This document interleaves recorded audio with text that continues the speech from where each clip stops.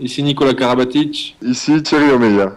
Ici Daniel Narcisse. Alors ici Jérôme Fernandez. Bienvenue sur la radio Talk and Sport. 2, 1, 0. All day. Retrouvez Andé, animé par Ludovic Gavard. Bonsoir à tous chers auditeurs, ravi de vous retrouver, vraiment ça va être encore un très très bon rendez-vous cette semaine. On en discutera pendant 1h30 de handball bien entendu, et rien que de handball avec nos 3 invités. On va commencer par la LNH, alors que Paris enchaîne une série de 10 matchs avec autant de victoires. Montpellier quant à eux, grâce à une belle victoire en terre nantaise, s'empare de cette 3e place de ce championnat. Avec un 7 sur 7, Michael Guigou, grand partisan de la victoire face à Nantes, sera avec nous. On parlera du renouveau montpelliérain, de son avenir avec son club, mais aussi des experts avec qui il devrait disputer son 4e championnat du monde. Et ouais, ça fait beaucoup, et il sera avec nous dans quelques instants.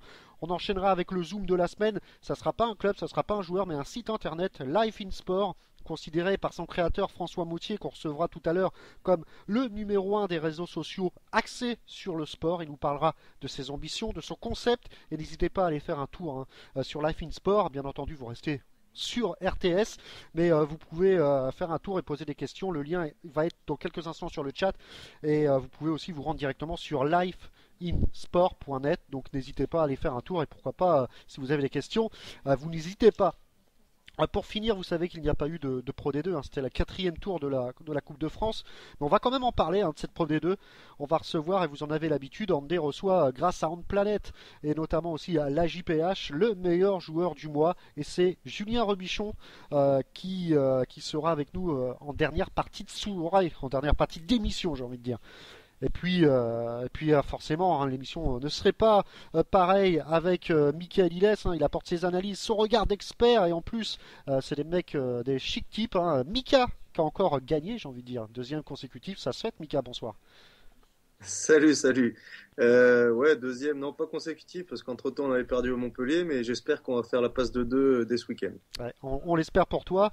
Benoît va pas tarder à arriver, donc pas de panique non plus. Et Michael, forcément aussi, on va commencer forcément, Mika, avec toi, avec la belle victoire face à Cesson, 26-27. Et on l'avait plus ou moins prédit, Lucas Karabatic était avec nous, donc un exploit, et juste après vous gagnez le match, comme quoi la petite coutume de Handé marche toujours. Et ça n'a pas été facile, ça n'a pas été simple, mais quand même, 26-27, vous gagnez par un but d'écart avec un excellent match encore de ta part, Mika. Ouais, bah, cette année de toute façon je pense que ce sera jamais simple pour nous. Chaque victoire qu'on va avoir, si on arrive à en avoir beaucoup, ce sera des victoires qu'on ira chercher dans les derniers instants. Et on en discutait un peu avant, c'est un peu le même style de match qu'on a eu les autres fois contre Ivry, contre Saint-Raphaël, même contre Paris, sauf que cette fois, à la fin, on a su resserrer la défense, et dans les 5 dernières minutes, on n'a pas pris de but, et on a été capable de nous aller en marquer en contre, et c'est ça qui a fait la différence en fin de match. Alors Benoît qui est là, le président d'RTS Radio, il ne compte plus son temps pour faire grandir la station et Handé, mais quand même il en trouve un peu pour jouer au handball. Benoît Perabou, bonsoir. Bonsoir à toutes et à tous. Alors j'ai envie de dire que ça a failli passer pour Tremblay. Vous avez bien géré pendant 55 minutes le match face à Créteil. Malheureusement, 5 dernières minutes, rien ne va plus et vous perdez 2 buts d'écart. Un match qui va peut-être laisser des traces, Benoît. Ouais, c'est les matchs qui se répètent avec une belle intensité d'entrée de jeu, avec une bonne défense, notre gardien qui est efficace. On tourne à la pause avec 2 buts d'avance. Voilà, on pense avoir fait une bonne partie du match, mais on a vraiment toujours cette difficulté à finir les matchs. En fait, il nous manque vraiment de la sérénité sur le Money Time, et je sais pas si c'est des joueurs d'expérience, qu'il y a quand même pas mal de joueurs qui ont de l'expérience, mais plus de sérénité et de calme pour gérer ces moments-là, et trouver des solutions plus on va dire nettes, parce que là on a forcé un petit peu, et justement face à une équipe de Créteil surmotivé et avec l'engouement d'une salle comble, a su resserrer sa défense à l'image de Aix apparemment. Et donc, du coup, nous a mis en difficulté et a réussi à s'imposer de 2 buts. Eh ben écoute, avant de te repasser la parole, Benoît, on va écouter ton coach qui était au micro de Pierre Mangeot pour Andé. On va tout de suite, c'était à chaud, on le sent vraiment dépité. Allez, on l'écoute tout de suite. La majorité du match, sauf que dans le Money Time, on n'y est plus, on joue à reculons, on manque de sérénité. Et du coup, il y a beaucoup de précipitations. On perd des balles importantes, ou on loupe des tirs importants. Alors, on savait que ça serait compliqué, hein. On savait au départ que ça serait compliqué face à cette équipe de Créteil avec du tempérament. Nous, on a un problème à l'extérieur depuis le début de saison et depuis le début de saison, on est plutôt bien dans 50 minutes et puis à chaque fois on a un passage à vide qui nous est fatal. Voilà, un passage à vide qui est fatal pour Tremblay. Je pense que Stéphane Imbrata a vraiment bien à chaud comme ça décortiqué un peu les mots de Tremblay, Benoît. Oui, je pense que j'en étais pas loin aussi dans l'analyse que je viens de faire. C'était un peu la même chose. Je pense que vraiment, il nous manque de la sérénité dans ces moments-là. Et que les joueurs cadres soient plus tranquilles, que le banc soit aussi plus calme et que on respire un peu plus de sérénité. Car à chaque fois, on est devant, mais on a l'impression qu'on est toujours derrière et qu'on est toujours en train de courir le score. Donc, il y a un affolement général qui n'a pas lieu d'être dans cette situation-là où il nous faudrait plus de calme et de sérénité pour trouver des bonnes solutions face à l'adversaire en question. Et c'est vrai que c'est ce qui nous fait vraiment défaut sur les différents matchs avec des scénarios identiques. Ouais, surtout que le prochain match c'est Tremblay-Dunkerque, Benoît. Donc match compliqué en perspective et on y sera normalement avec Julie Massy pour avoir des réactions après match. Donc exclusivement pour Andé.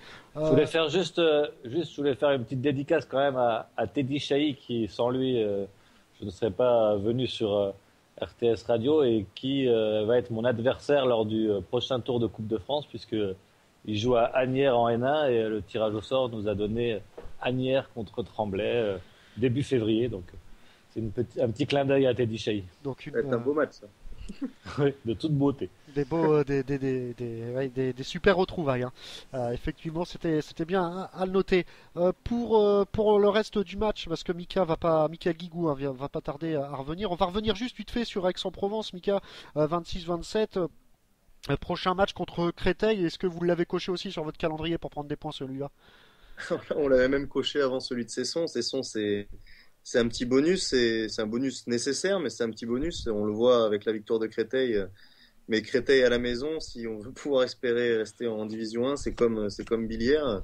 C'est un match qu'il faut impérativement gagner et avec la manière. Donc on va s'y atteler. Maintenant, juste pour revenir un peu sur le match à Cesson, pour être un peu plus complet, on a su resserrer notre étreinte défensive. On a vraiment bien défendu pendant tout le match. On peut tirer un grand coup de chapeau à nos deux numéros 3 centraux, Nicolas Ivacno et Jérémy Courtois, qui ont fait un match énorme. Et on a réussi aussi, en comparaison aux autres matchs, à perdre beaucoup moins de ballons en montée de balle. Et donc au final, quand on voit que ça se joue un but, tous ces petits détails, c'est ce qui a fait sans doute la différence. Ouais, effectivement. Hein. Donc ex-Créteil, une victoire et vous passerez devant Créteil, hein, Mika? On passe devant Créteil au goal average particulier. Ouais. Donc sortir peut-être de cette zone de turbulence, exactement, zone ça rouge. serait pas mal. Pour enchaîner à Célestat, pourquoi pas, pour un petit bonus supplémentaire. Ouais, effectivement. Donc dans une petite minute, Mika Guigou va nous rejoindre. On pourra lui poser pas mal de questions et vous, chers auditeurs, sur le chat également de RTS, vous pouvez lui poser des questions. Les plus pertinentes sera posées à l'antenne. Il y a eu aussi pas mal de matchs. Bon, PSG Ivry, anecdotique, j'ai envie de dire, mais PSG s'est facilement imposé, facilement entre guillemets, 27-22. Je sais pas si tu as eu l'occasion de voir le match, mais Paris, pas de fausse note encore, hein. Non, non, non, Paris impeccable. Même si c'est un peu dommage, j'ai trouvé qu'Ivry avait vraiment gâché beaucoup d'occasions. Ils ont vraiment bien défendu et non, c'était vraiment pas mal. Après, il y a eu, à l'image de Damir Smaladji qui fait deux, trois zones, qui rate des tirs à 6 mètres. Ils ont lâché beaucoup de ballons et raté beaucoup trop de tirs supposés faciles pour pouvoir s'imposer. Et puis ben, Paris, ma foi, qui malgré une petite baisse de régime, on le sent, même si ça reste toujours solide avec les rotations, malgré cette petite baisse de régime, reste invaincu et va être de plus en plus difficile à aller chercher. Ok, Mika. Donc, Mika Guigou, prochainement, dans quelques instants, le temps pour moi de faire encore une manip, vous en avez l'habitude. Ça va durer quelques secondes. Le temps pour moi juste de passer une petite page publicitaire, ça va durer 2 minutes, mais ça, hein, vous en avez l'habitude, et promis, ça marchera, on l'espère, un peu mieux qu'avec Lucas Karabatic. On avait vraiment des problèmes de connexion, il était via un portable, donc on s'en excuse, mais vous pouvez quand même retrouver, et ça, c'est à signaler aussi, un excellent podcast qui a été vu pas mal de fois, donc n'hésitez pas à aller réécouter les interviews de Karabatic, et d'ailleurs, comme toutes nos émissions sont podcastées, vous les retrouvez à peu près mercredi sur le site rtsradio.fr. Allez, chose promise, chose due, Mickaël Guigou est parmi nous. Bonsoir Mika. Bonsoir. Alors merci d'avoir accepté notre invitation d'abord, parce que je crois que c'est la première fois qu'on a le plaisir de vous recevoir. Première fois, ouais, ça, exactement. Un honneur. Un honneur pour nous surtout. Alors vous sortez d'une semaine assez chargée, hein. Vous avez commencé par une belle victoire sur le terrain nantais, 29-33. Une victoire quand même, Mika, qui vous replace dans ce championnat. Et c'est pas troisième place, c'est pas anecdotique quand même, hein. Ouais, troisième place, à un point de Chambéry. C'est vrai que malgré tout ce qui s'est passé en ce début de saison, on a perdu très peu de points. On allait gagner à Ivry et à Nantes ce jeudi contre l'équipe nantaise qui était en très grande forme. On a su les contrer et je pense qu'ils ne s'attendaient pas à ce qu'on sorte un match de cette qualité. Donc c'est une très bonne chose en tout cas pour nous. Ouais. Et à titre perso, vous faites un excellent match, vous marquez un 7/7. On sent vraiment que vos soucis de santé sont derrière vous là. Espérons, je me bats. Voilà, c'est des choses qui prennent du temps et c'est vrai qu'en ce moment je me sens très bien et ça fait plaisir de pouvoir aider l'équipe tout simplement sportivement, hein. Quand on la supporte des tribunes ou quand on est avec sans pouvoir exprimer complètement ce qu'on peut, c'est frustrant et puis là en tout cas ça tombe au bon moment parce qu'on est à des moments qui sont un moment qui est à la fois important en Ligue des Champions et en Championnat de France. Alors Montpellier, comme vous l'avez dit, est passé par vraiment une phase très difficile. On va pas revenir sur les causes, on les connaît. On sent l'équipe, franchement, qui se relève petit à petit et on sent que vous êtes sur la bonne voie, hein. On digère peu à peu tout ça. Bon, on a un match jeudi contre Cesson qui va relancer un peu la tourmente médiatique, mais bon, il faut on fait avec, hein. Je pense que voilà, on digère peu à peu. Beaucoup de choses se passent, beaucoup de choses dont on n'est pas maître. Donc voilà, on essaie en tout cas sur le terrain de se battre en équipe et de surtout engranger les points, ce qui est le plus important. Alors, pas mal de questions des auditeurs, notamment une qui nous demande quel sentiment vous avez à l'égard entre guillemets, des joueurs qui ont fauté. On sait peut-être qu'à cause de ça, vous avez perdu quelques points en championnat, quelques points en Ligue des Champions. Est-ce que vous avez de la rancœur? Est-ce que vous arrivez à pardonner? Comment ça peut se passer sur le terrain? Moi, tout simple, c'est très simple, hein, je vais pas m'attarder là-dessus. Moi, je ne juge pas ce qui aurait été fait ou pas fait. Voilà, moi, je m'occupe surtout de mon équipe, donc j'ai envie que l'état d'esprit de mon équipe et que la compétitivité de mon équipe soit là. Et c'est vrai qu'il se passe beaucoup de choses et j'essaie en tout cas, pour ma part, de gérer au mieux tout cela. Mika, tu avais une question. Ouais, moi j'ai une petite question, ce sera peut-être pas trop facile à répondre pour toi, mais est-ce que tu as été d'accord avec les positions prises par le club et avec les sanctions qui s'en sont suivies? Écoute, c'est vrai que je peux avoir mon avis là-dessus. Après, c'est vrai que pour l'instant, la morale est pas trop présente dans le sens où c'est vrai que les deux joueurs qui ont avoué, qui ont reconnu leurs erreurs, se sont fait plus ou moins licencier. Donc c'est vrai que bon, la morale pour l'instant n'est pas trop là. Après, le club prend les positions qu'ils ont à prendre. Hein.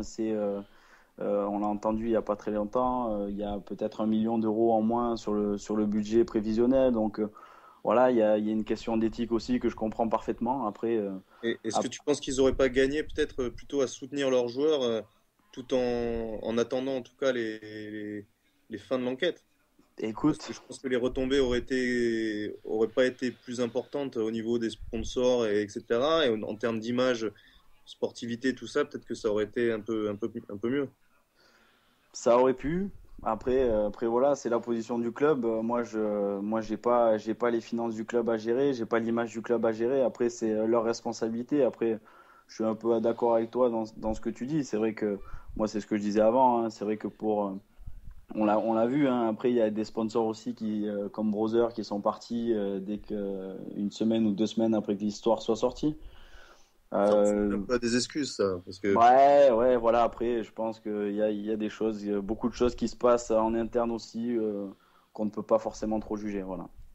Bon, voilà, c'était la petite parenthèse. On va reparler du côté sportif, hein, donc une nouvelle dynamique, on l'a dit en LNH, et vous avez fait aussi 2 matchs superbes face aux Partisans. Vous vous replacez aussi dans cette Ligue des Champions. Euh, alors, maintenant que l'équipe va mieux, est-ce que les objectifs sont revus un peu à la hausse au niveau de la Ligue des Champions et de la LNH? Est-ce que le club, le coach vous a donné, je ne sais pas, est-ce que le titre de champion de France est toujours d'actualité, Mika? Ouf, non, non, non. On se bat actuellement, on se bat pour avoir les meilleurs résultats possibles sur chaque journée. Et c'est pas parce qu'on a en ce moment un temps fort qu'on va pas connaître d'autres temps faibles. Hein. On a quand même il y a 3 joueurs qui sont revenus, 3 joueurs mis en examen qui sont revenus dans le collectif. On a perdu William Acambray et Mathieu Gréby. Le collectif est un peu bancal ces derniers temps et c'est vrai qu'on souffre un peu physiquement, psychologiquement. Donc il faut qu'on arrive à tenir. Hein. La réception du match de jeudi contre Cesson me fait un peu peur dans le sens où ce dimanche contre Belgrade, on a fait un match où on a vu qu'on était fatigué, beaucoup de pertes de balles, beaucoup d'erreurs et il va falloir qu'on tienne et voilà, ça va pas être simple, d'autant plus qu'il peut y avoir ensuite des décisions de la justice, des décisions de la LNH aussi qui peuvent être prises. Donc bon, on essaie d'être attentif à tout ça et d'engranger les points quand on peut.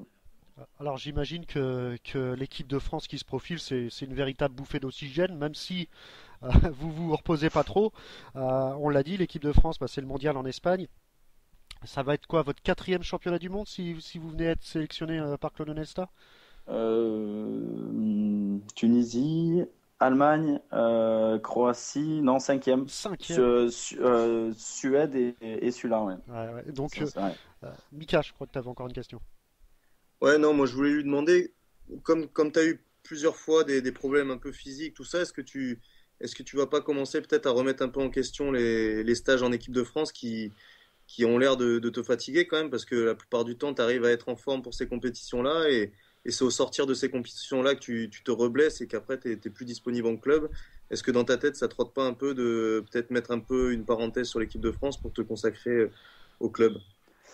Ben, c'est vrai que c'est des compétitions qui avec un match tous les 2 jours, voire avec des enchaînements tous les jours. C'est vrai que c'est des compétitions qui à la fois psychologiquement, mentalement et surtout physiquement pour moi sont très éprouvantes. Et c'est vrai que malheureusement ces dernières années, je suis revenu souvent blessé de ces compétitions-là.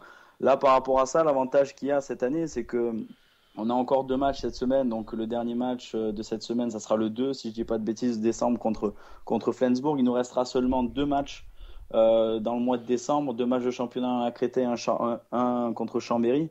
Et je pense que ce mois-là va me faire énormément de bien. Déjà là, je commence à retrouver vraiment un niveau, à être vraiment régulier. Et je pense que ce mois-là va me permettre de préparer justement ces championnats du monde de la meilleure des façons et surtout de pouvoir enchaîner ensuite. Alors, on l'a dit, Michael, l'équipe de France qui va être encore favorite, j'imagine, face à l'Espagne qui reçoit. Et est-ce que c'est l'Espagne votre principal adversaire dans ce tournoi-là? Ouais, je pense qu'ils sont peut-être même un peu plus favoris que nous sur cette compétition, dans le sens où ils sont chez eux, dans le sens où la façon dont ils ont été éliminés en quart de finale contre nous, je pense c'est des choses qui marquent énormément et qui motivent d'autant plus pour se préparer pour la compétition qui suit, d'autant plus qu'elle est chez elle. Donc, je pense que ça va être une équipe qui va être redoutable avec beaucoup, beaucoup de joueurs là qui arrivent, hein, notamment, je pense à l'arrière gauche de Paris qui n'avait pas pu faire les Jeux Olympiques à cause d'une déchirure. Voilà, il y a une équipe qui va être costaud avec Sterby qui pour la première fois en tout cas au quart de finale des Jeux Olympiques avait fait un gros match avec l'Espagne contre nous et on a vu toute la différence, donc ça va être très très compliqué. Après il restera toujours la Croatie, le Danemark et les autres, mais c'est vrai que l'Espagne va être très très difficile à battre chez elle. Alors, moi, j'ai envie de dire, faut pas trop s'inquiéter, parce que selon Daniel Costantini, apparemment, l'opposition est pas terrible au niveau mondial, donc ça devrait aller. C'est ce qu'il a dit, ouais, il paraît. Ouais. Ouais, donc c'est vrai que un peu bizarre ces sorties médiatiques. On en a parlé avec Bosquet, me semble-t-il, Mika. Ouais, c'est ça. Donc c'est vrai que c'est un peu un manque de respect vis-à-vis déjà des adversaires de l'équipe de France et de l'équipe de France, parce que ce que vous faites depuis quelques années est assez incroyable. On espère que ça va continuer. Pour parler un peu plus personnellement, Mickaël, vous en êtes où avec Montpellier au niveau contractuel? Jusqu'en 2016. Jusqu'en 2016, je suis sous contrat jusqu'en 2016. Donc ça 2000. va, j'ai le temps j'ai Vous le a- temps de réfléchir. et vous avez jamais eu l'opportunité ou l'envie peut-être d'aller voir dans un autre championnat comment ça se passait? Ah si, j'ai eu les deux et c'est vrai que à chaque fois, bah, j'ai eu la possibilité d'aller jouer à Barcelone, d'aller jouer.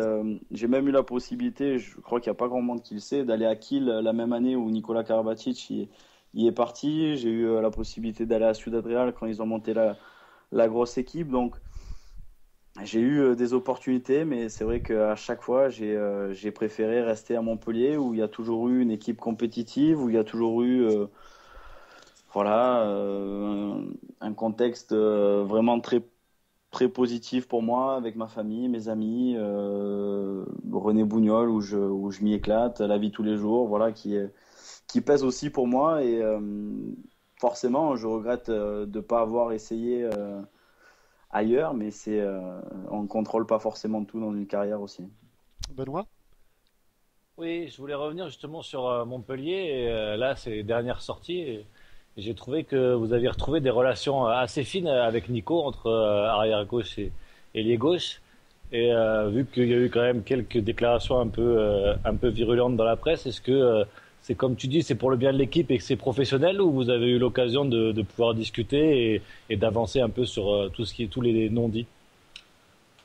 Ouais, bah écoute, on avance à la fois professionnellement et intelligemment. Voilà, Nico, ça se passe correctement. Franchement, il y a pas de gros soucis et je pense qu'on le voit sur le terrain. On se fait les passes, on se donne sur le terrain, on mouille le maillot et c'est ce qu'il y a de plus important. Voilà, les sorties, comme tu dis, médiatiques étaient importantes à faire dans ce sens-là et je pense que les victoires enchaînées de Montpellier montrent que c'était nécessaire. Alors, on était hier en D sur le terrain Montpellier-Belgrade, enfin pas sur le terrain, forcément dans les vestiaires, pour interroger quelques vos coéquipiers. Et certains ont quelques questions à vous poser, notamment Mickaël Robin. Je vous laisse, Ok. il n'y a pas de piège, hein, c'est plutôt assez marrant. Et d'ailleurs, on attend votre réponse. On va commencer par celle de Mickaël Robin. Allez, Bon Mika, ouais, c'était juste pour savoir qu'est-ce qui se passe, pourquoi tu es autant fétichiste avec les cheveux, je comprends pas. vous avez entendu? Attends, ça a coupé, pourquoi quoi? Pourquoi vous êtes autant fétichiste avec les cheveux? Ah, ça c'est parce que c'est la loi du bizutage et il a de la chance parce qu'il n'est pas passé par le centre de formation à Montpellier, sinon il aurait eu droit à une belle coupe. Bah, et moi c'est Grégory Anctil à l'époque qui s'occupait des jeunes à la fois à Montpellier et des bisus en équipe de France et c'est vrai que c'est venu naturellement. D'une, parce que j'aime intégrer tout simplement les joueurs. Je pense que c'est quelque chose qui est important. Et puis c'est un moment sympa à vivre, à la fois pour celui qui le fait et pour celui qui le vit. Voilà, moi, l'intégration que j'ai vécue en équipe de France a été, à la fois à Montpellier en équipe de France, a été très importante. Et j'essaie en tout cas de m'y appliquer avec, bien sûr, des coupes de cheveux parfois. Ouais, Tu dis ça parce que tu as les cheveux courts, toi. C'est ça, ouais. Et je dis ça surtout parce qu'en équipe de France, j'avais eu mon bisutage avec Nicolas Karabatic, on s'était pas fait raser le crâne, tu vois. Comme quoi. Hein. L'image qui reste, c'est celle de Guillaume Joly. C'était vraiment une coupe vraiment très spéciale, hein, son bisutage. Allez, on a encore une petite question. C'est Mathieu Gréby qu'on a retrouvé dans les gradins. J'attends toujours qu'il vienne à mon cours de danse. Voilà, il attend. Alors, la petite histoire, c'est que Mathieu fait de la danse. Non, c'est parce que Mathieu Gréby, il sait super bien danser et tout simplement, moi, j'avais dit, écoute, c'était il y a 2 ans déjà, je me suis marié l'été d'avant et je dis, écoute, pourquoi pas, peut-être que je viendrai m'entraîner pour surprendre tout le monde le jour du mariage. Et ben, écoute, c'est pour ça qu'il attend toujours, tu vois. Bon bah il faut voilà la réponse Mathieu, si tu nous écoutes, elle est faite. Et puis le dernier, bah c'est le deuxième gardien, Rémi Desbonnets, qui vous demande ceci. Voilà. À quelle heure on fait un kung-fu direct en plein match? C'est ça que je lui demande. Voilà, je sais pas si vous avez bien entendu, c'est à quelle heure que Si, vous faites un coup de fou en plein match. Voilà. Ouais, déjà, on essaie de gagner les matchs en ce moment, déjà, Rémi. Et puis après, ensuite, non, bah écoute. Ah, mais ça y est, il s'enflamme. Ah, mais lui, il marque des buts. Il marque des buts à l'Arena. Voilà, à l'aube en plus. Ouais, voilà, il a aucun respect. Et bon, en plus, il veut faire des kung-fu. Non, mais c'est un jeune en tout cas qui a un très bon état d'esprit. Et écoute, s'il veut faire du spectacle, on va continuer à en faire. Il n'y a aucun problème. Alors, tiens, on vous propose sur le chat d'RTS de faire une petite valse à Bougnols quand Mathieu sera rétabli. Donc voilà. Ok. Voilà, vous avez entendu. Hein. C'est pas du zouk plutôt qu'il fait lui? Ouais, non, lui c'est plutôt hip-hop lui. Ah ouais. Hip-hop. On nous demande une petite question. Vous avez encore marqué un sacré but hier en passant le ballon derrière votre dos. Est-ce que voilà, vous l'avez déjà marqué aussi en équipe de France il y a quelques années. Est-ce que vous lui attribuez un nom? Comment on peut appeler ça? Une guigou? C'est à moi que vous posez la question. C'est pas moi qui va appeler un de mes gestes. Ouais, c'est un tir. Michael Eliès, je le connais. Hein, c'est des tirs qu'on est souvent amené à faire à l'aile parce qu'on se fait agresser par notre défenseur quand il ferme. Et voilà. Par contre, hier sur l'action, c'est plus parce que je suis à 2 doigts d'être en zone et que voilà, j'étais obligé de faire ce geste-là. Qui peut replacer lors de votre arrêt international, bien entendu, qui serait susceptible de prendre votre place, à part Michael Eliès? Il y a Samuel Roubiard actuellement qui est en très très grande forme et qui a énormément progressé. Moi, j'ai passé énormément de temps avec lui et c'est clair on formait une superbe paire et je suis content pour lui qu'il soit parti parce que c'est vrai que c'est notamment quand on jouait les gros matchs, le temps était pas forcément trop partagé et je suis content pour lui parce qu'il est dans un projet qui est super ambitieux et il va avoir une place à jouer en Ligue des Champions et compagnie. Donc je pense que et puis après si on peut voir plus loin, après il peut y avoir le petit de Frédéric Anctil aussi qui paraît qu'il est très bon et j'ai entendu que le petit de Christian Godin aussi était très bon. Bon, je m'inquiète un peu de tout ce monde qui arrive. J'aimerais il y a pouvoir le petit de Benoît Perabo aussi, mais c'est un peu plus loin encore. Il a quel âge? Il a 9 ans. Ah bon, ça va. Je devrais arrêter d'ici là. Non, mais bon, le problème du poste d'ailier gauche, c'est que c'est là où il y a tous ceux qui échouent sur la base arrière ou surtout au poste de demi-centre. Tu récupères les ailiers gauche et au final, tu as une concurrence de malade. Mais en tout cas, de toute façon, les petits sont amenés à disparaître, hein, j'ai l'impression. Non, t'inquiète. On fera la réponse. Bon, vous auriez pu dire Michael Eliès, hein, c'était une blague. Hein. Non, il est trop vieux, c'est fini. Benoît, t'avais une question? Ouais, je voulais voir parce que j'avais toujours l'impression que Montpellier, voilà, a toujours une équipe avec de grands noms, de grandes personnalités, et je voulais voir un peu ton rôle exactement parce que là, depuis depuis le changement un peu de responsabilité à cause dû aux affaires et tout ça, j'ai l'impression que là, tu prends énormément de responsabilités par rapport à ce groupe. Est-ce que c'est venu naturellement? Est-ce que c'est un rôle que tu fais depuis toujours? Parce que moi, de l'extérieur, j'ai l'impression que tu es plutôt discret et un peu en retrait.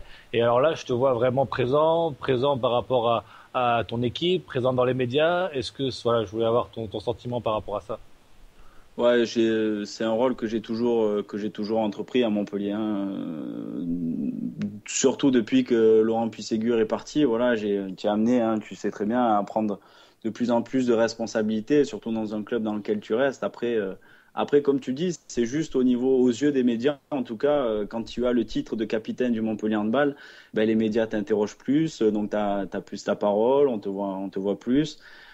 Du coup, tout le monde sait un peu plus ce que tu ressens. Et puis après, je vais pas te cacher que dans la situation que le club vient de vivre, j'ai eu d'autant plus à cœur d'essayer de sortir mon équipe et le club le plus rapidement possible de tout ça et essayer de retrouver le chemin de la victoire le plus rapidement possible. Donc c'est sûr que c'est des choses qui m'ont mis en avant ces derniers temps. Ouais.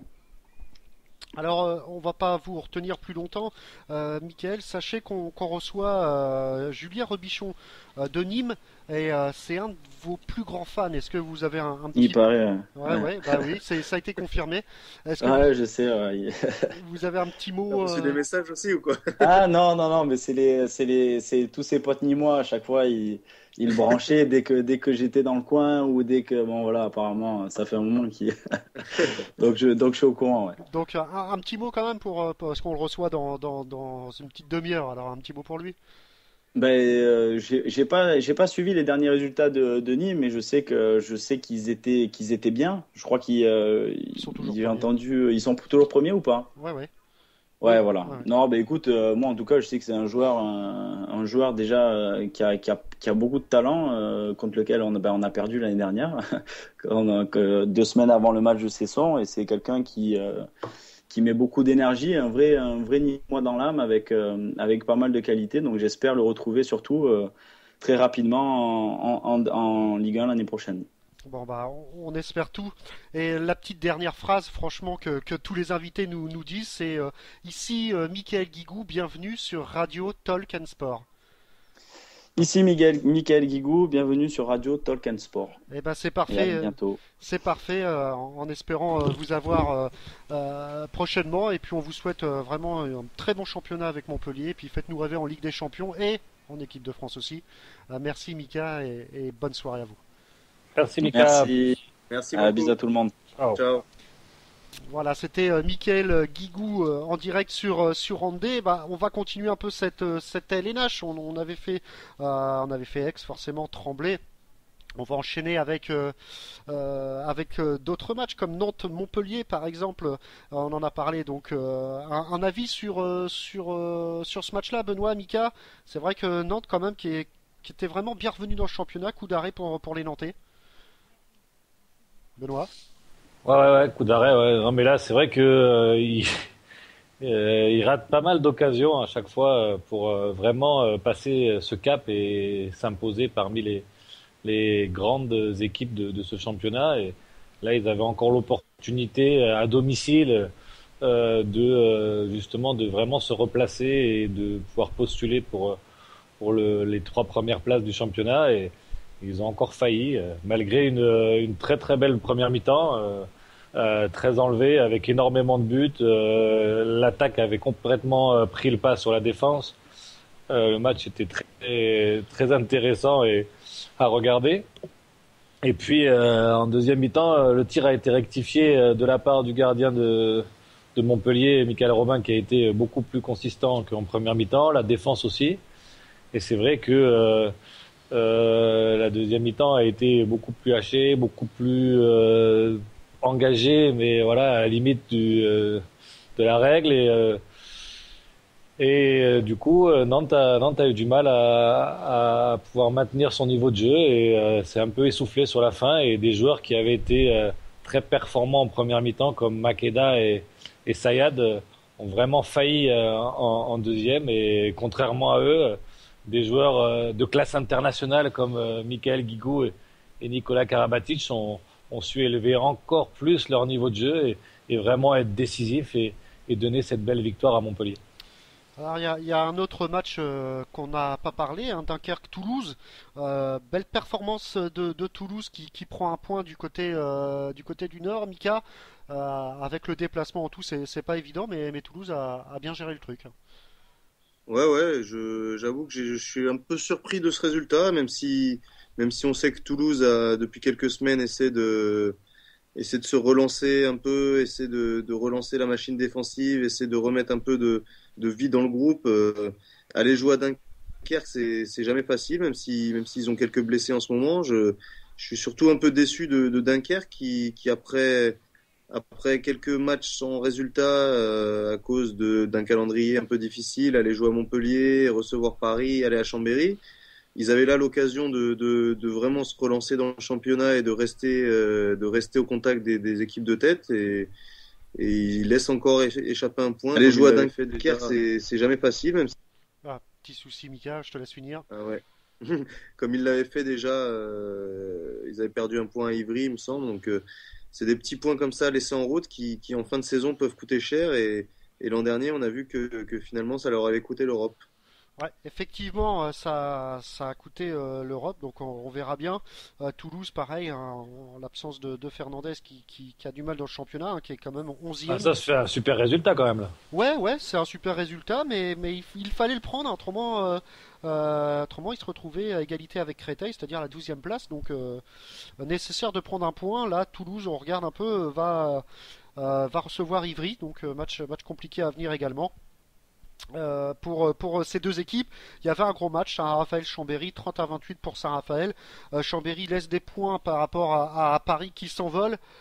Et bah, ça va être compliqué pour aller chercher Paris, Mika, maintenant que Chambéry a encore perdu 2 points. Oui, très compliqué, mais Chambéry, on les sentait de toute façon en Ligue des Champions, ça devient carrément la catastrophe. Ils sont plus capables de faire un match sans prendre une raclée, donc je pense que au niveau mental, ça doit toucher un peu. Ils sont fatigués, ça se voit. Il y a Bertrand Gilles qui s'est encore blessé. Ils vivotent un peu avec quelques mecs. Il y a Niocas qui est sur le côté encore, qui est tout le temps blessé, donnant raison du coup un petit peu à Montpellier de ne pas l'avoir pris à la mi-saison. Mais ils vivent des moments difficiles et ça va être vraiment dur pour eux avec le retour de Montpellier et Paris maintenant qui va vraiment faire figure de chef de cette Ligue 1. Ça va vraiment être difficile pour Chambéry d'exister cette année. J'espère qu'ils arriveront pour eux à accrocher quand même la 3e place, synonyme de tour qualificatif pour la Ligue des Champions. Et sinon, tant pis, il faudrait quand même qu'ils arrivent à attraper l'Europe parce qu'ils ont un projet important sur les années futures. Et s'ils sont pas européens, ça risque de mettre un vrai coup d'arrêt à leur dynamique. On continue avec le championnat parce qu'il nous reste encore quelques matchs à voir. On va enchaîner après avec la Ligue des Champions et le tirage au sort de la Coupe de France, notamment un Nîmes Saint-Raphaël. On en parlera tout à l'heure avec Julien Robichon qui nous rejoindra à 21h15. Donc allez, continuons, finissons avec cette LNH qui nous donne autant de plaisir chaque week-end avec un Célestat Billière, Benoît.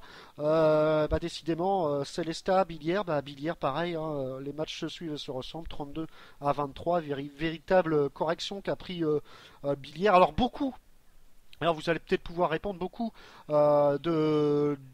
qui nous suivent notamment sur Facebook, sur le site, nous disent que Billière n'a pas le niveau de la LNH. Benoît, qu'est-ce que t'en dis? Une chose est sûre, c'est que pour l'instant, parmi les équipes que j'ai rencontrées, c'est effectivement la plus faible. Après, comme je l'avais dit, je remettais pas en question leur valeur collective à domicile. Et là, c'est vrai que ils ont aussi une image pas des meilleurs par rapport à leur engagement qui était des fois un peu à la limite. Et on sait que le championnat de LNH est arbitré de façon beaucoup plus stricte que la D2. Et je pense qu'ils n'ont pas les mêmes libertés que pendant la Pro D2 et ils sont souvent très vite sanctionnés comme Chinda a déjà pris carton rouge une fois au minimum Et donc du coup, voilà, ça relativise un peu leur performance à domicile. Et si tu gagnes pas chez toi, déjà que à l'extérieur c'est très très compliqué, vu encore leurs derniers résultats à Célestat où ils sont pas loin de prendre 10 buts. Donc là, c'est sûr que le championnat devient long et presque ennuyeux pour eux. Alors, j'ai omis tout à l'heure, avant de te poser la question à Mika, de remercier Marie Montigny, qui était pour nous du côté de Montpellier pour le match Montpellier-Belgrade, qui nous a pris gentiment les interviews. Donc, ça fait partie aussi de nos e-reporters qu'on remerciera jamais assez. Donc voilà, vous êtes intéressés pour faire comme Marie, comme Pierre notamment, ou Brice, qui sont là, et Julie aussi, que tu vas revoir pour Tremblay Dunkerque. Donc faites comme eux et venez nous rejoindre dans la grande famille Handé pour aller dans tous les terrains de France et prendre des interviews pour notre émission. Donc voilà, j'avais omis de le dire et je tenais à le préciser. Alors, Mika, toi qui as joué avec Billière l'année dernière, est-ce que Billière a le niveau de cette LNH? Ouais, j'ai pas trop envie de m'exprimer là-dessus parce que on va être vraiment au coude à coude nous avec Billière et ça, même s'ils ont pas de points, on sait pas ce qui peut se passer à la trêve. Il suffirait peut-être d'un déclic, peut-être d'une recrue, je sais pas.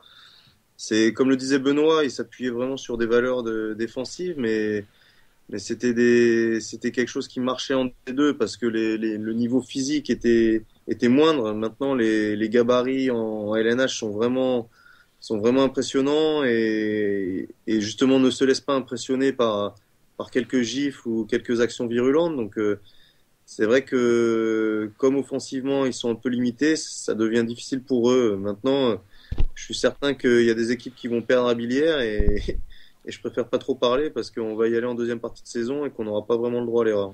Ouais, effectivement, c'est vrai que ça va être compliqué quand même pour ce promu-là, notamment Billière, hein, je parlais. Donc, on va changer aussi nos habitudes, hein. Si vous voulez poser des questions au patron de Life in Sport qui va nous rejoindre, et également à Julien Rebichon qui va aussi nous rejoindre dans une petite demi-heure. N'hésitez pas à les poser sur Facebook, hein. Donc sur la page Andé, vous en avez l'habitude. Comme ça, on pourra poser vos interrogations à nos deux prochains invités. Donc au classement, pour finir avec cette NNH, Paris toujours premier avec 5 points, hein, ça se creuse, hein, quand même, 5 points d'écart face à Chambéry, 6 face à Montpellier et 7 face à Dunkerque. Donc autant dire que on ne voit pas à l'heure actuelle, messieurs, je pense pas me tromper, on ne voit pas à l'heure actuelle comment on peut empêcher Paris d'être champion là, hein.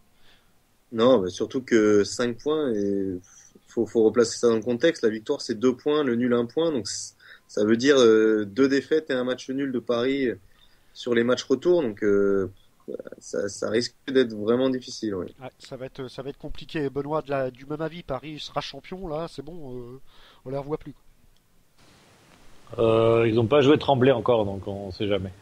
Ah, Ouais. Tremblay, c'est Et déjà... Créteil, d'abord, après on en reparle. Hein. Ouais. Ouais, ça nous intéresse pas les petits, nous. C'est que les gros. On joue que les gros matchs. Alors pourquoi Mika dit allez, Le pire, c'est que c'est vrai ce qu'il dit. Hein. non, C'est c'est que vrai. les Chambéry, les Montpellier, machin, c'est une équipe de tueurs et dès qu'ils jouent les équipes moins bien classées, c'est plus difficile. Alors pourquoi Mika chambre un peu Benoît pour Créteil parce que si Créteil avait perdu, et ben Aix serait passé devant Créteil, donc tout simplement voilà. Pourquoi ces petits pics entre nos deux experts. Donc au classement, en bas du classement, Billière toujours avec 0 points, pareil, hein, c'est un peu le même principe que Paris, on ne voit pas comment Billière pourrait se sauver. Aix à 5 points, à 2 points de moins que Créteil, 3 points de moins qu'une série d'équipes comme Célestat, Tremblay, Toulouse. Donc c'est encore assez serré quand même dans ce bas du classement, mis à part Billière qui semble condamné à la Pro D2, ça reste jouable encore pour pas mal d'équipes. Allez, on va passer à la Ligue des Champions. On va commencer par une équipe qui nous surprend quand même par ses non-matchs en Ligue des Champions. C'est encore Chambéry qui s'est encore incliné 31-25. Aucune victoire dans ce groupe qui pourtant leur paraissait à leur portée. Alors la première, Benoît, que je vais te poser, est-ce que Chambéry a lâché son match? Enfin, Mathématiquement, ils avaient encore une chance de se qualifier. C'était si Silkeborg ne battait pas Saint-Pétersbourg. Or, dimanche, Silkeborg a mis une tôle à Saint-Pétersbourg. Donc là, une chose est sûre, c'est qu'ils n'ont plus pratiquement, on va dire, allez, ils ont encore une petite chance, parce que mathématiquement, il y a encore pas mal de matchs, mais vu leurs prestations, ils ont pratiquement plus aucune chance de se qualifier. Mais pour autant, je ne pense pas qu'ils soient partis là-bas en victime, puisqu'ils ont mieux entamé le match que lors du match aller, où vraiment ils avaient pris l'eau de manière assez incroyable à domicile contre cette belle équipe de Vélénier. Mais voilà, c'est quand même pas non plus une équipe dans des 4 meilleures équipes d'Europe. Donc ils avaient complètement raté leur début de match. Or là-bas, ils ont été quand même beaucoup plus solides. Ils ont fait jeu égal pendant un certain nombre de temps, mais malgré tout, ils n'ont pas réussi à suivre ce rythme et à pouvoir être réguliers sur 1 heure de temps de jeu face à cette équipe-là et des joueurs cadres qui ont failli, hélas. C'était pas le cas depuis le début du championnat comme un joueur comme Basic ou Bikanic, qui était bien revenu 3-4 jours avant contre Dunkerque, quoi, une semaine avant, je crois, et contre Dunkerque, avait fait une belle prestation. On pensait qu'il était revenu à son niveau. Et hélas, il n'a pas réussi à avoir le même niveau de jeu. Et c'est vrai que du coup, l'écart est conséquent à la fin. Alors, Mika, comment on peut passer d'un Edin Basic qui marque à peu près 10 buts par match en LNH et un Edin Basic qui en marque, je crois, 1 sur ce match-là? Comment on peut avoir autant de différence? Tout simplement parce que des joueurs qui mettent 10 buts par match à tous les matchs, on n'en connaît pas des masses, si ce n'est aucun. Donc forcément, il a des petites baisses de régime. Il a été meilleur joueur du championnat 2 mois d'affilée. Ça note bien son magnifique début d'année. Après, en Ligue des Champions, il est pas non plus là sur ce match-là. Il est pas terrible, mais il est aussi dépendant des joueurs qui sont autour. C'est-à-dire que si Panic ou Bikčanić ou je sais plus qui, Nenguesson ne sont pas dangereux, il reste plus que Basic à défendre et se focaliser sur sa relation avec le pivot et ne pas le laisser trop prendre de shoot sans être touché. Donc je pense que les défenses se sont resserrées un peu sur lui et comme autour ils sont pas capables d'exploiter ça, ça devient difficile. Ouais, effectivement, c'est vrai qu'une équipe comme Chambéry, on l'a dit aussi la semaine dernière, on pourrait voir des points, enfin des indices de Ligue des Champions, un peu comme ça se passe au foot. On risque aussi peut-être de perdre, pourquoi pas, la 2e place qualificative de Ligue des Champions. J'ai essayé de chercher, mais est-ce que pour savoir comment a été comptabilisé un peu tous ces points, j'ai pas trouvé. Est-ce que vous avez un peu plus de chance que moi? Non, pas beaucoup plus. Donc, non, il faudrait envoyer un mail à l'EHF, il nous répondrait sans doute. ouais, donc on va essayer de trouver ça. Par contre, il y a une équipe qui s'est bien repris dans cette Ligue des Champions, c'est la 2e équipe française, Montpellier, qui, après avoir battu au match aller le Partizan, recevait de nouveau cette équipe du côté de Bougnols, 31-26. On l'a entendu, hein, Michael Guigou, malgré quelques et même pas mal d'erreurs, Montpellier s'en est sorti. Pratiquement du début jusqu'à la fin, ils ont pas trop mal dominé cette équipe. Ça se relance du côté de Montpellier. Est-ce qu'ils peuvent espérer, Mika, ou Benoît, hein, d'ailleurs même les deux, une meilleure, on va dire, performance dans cette Ligue des Champions? Est-ce qu'ils peuvent aller encore au bout? Mais aller au bout, ça risque d'être compliqué. Mika l'a dit, ils sont un peu brinque-ballants, mais ce qui est sûr, c'est que ils peuvent accrocher la 3e place de leur groupe. C'est encore à leur portée. Et 3e, c'est pas 4e. 4e, tu prendrais forcément une très grosse équipe en 8e de finale.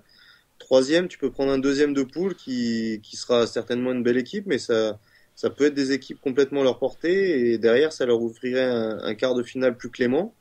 Donc pourquoi pas, ouais, c'est comme je le disais il y a quelques mois de ça ou quelques semaines de ça, pourquoi pas surfer sur cette petite sur ces petits problèmes de début d'année pour rebondir en fin d'année et pourquoi pas aller au Final Four.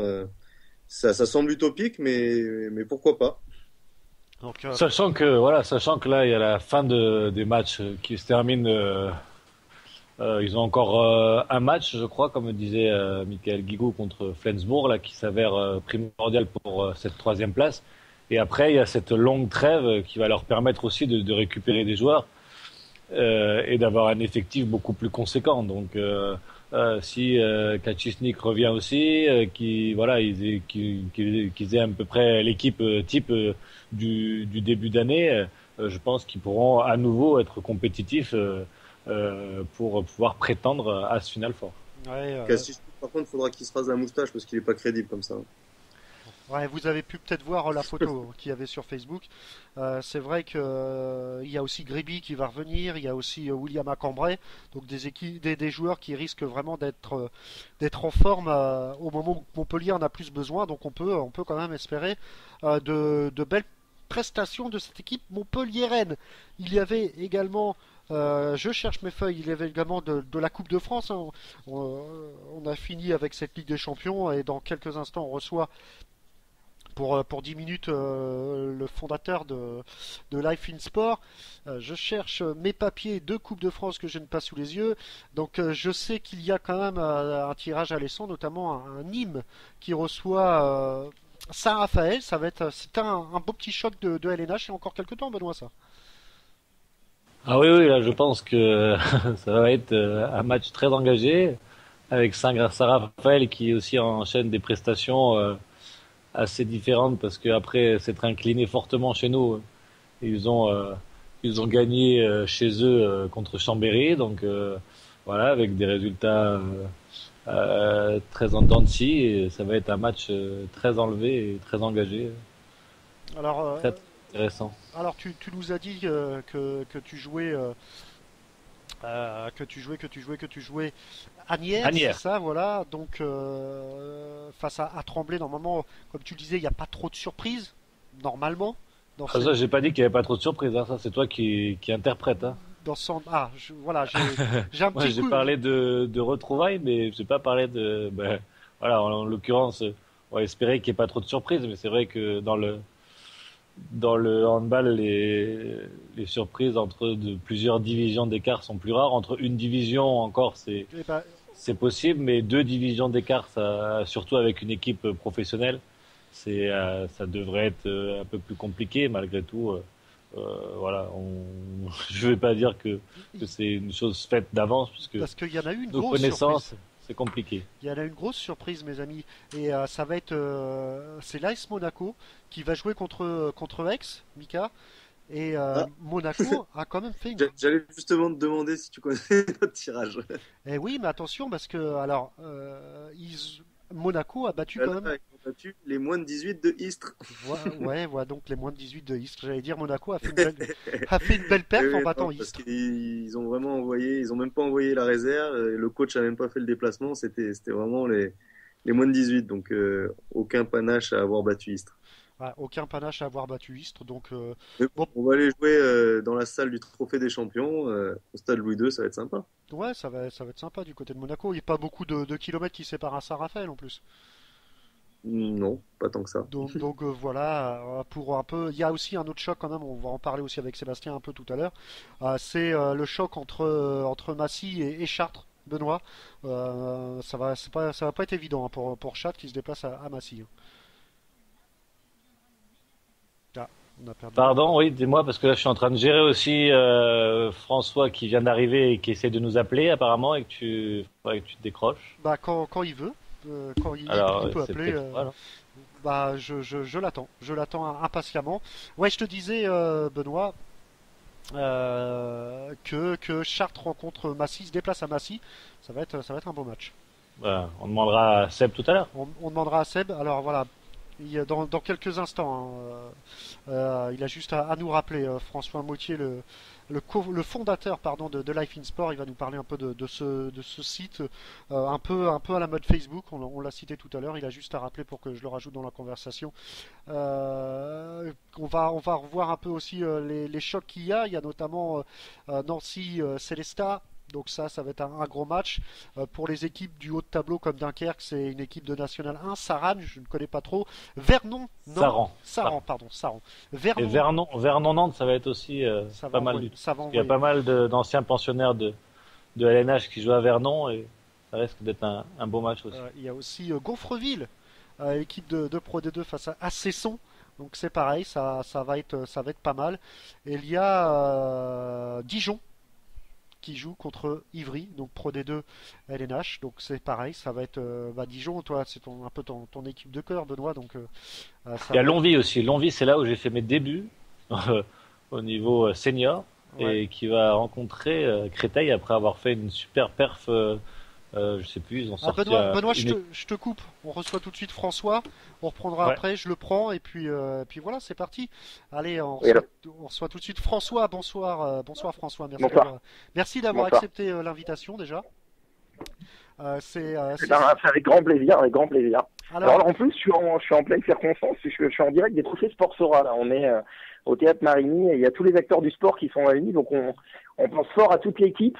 À Benoît et à toute l'équipe aussi des handballeurs, puisqu'il y a Lucas Ballot et Jérôme Fernandez qui sont là ce soir. Alors, est-ce que vous avez eu l'occasion de vous en approcher un peu, non? Là, on est en pleine cérémonie, donc c'est pas bien ce que j'ai fait parce que je suis sorti exprès. Et donc voilà, donc je vais les voir après à la petite réception qu'il y a après. Ok, c'est parfait. Alors, on vous a invité pour nous parler un peu de Mika Eligès, notre deuxième expert nous a rejoint. Mika, François est avec nous. Enchanté, Mickaël. Benoît m'a parlé de toi. Enchanté. Enchanté. On pas encore sur Life in Sport d'ailleurs, j'ai remarqué, Mickaël.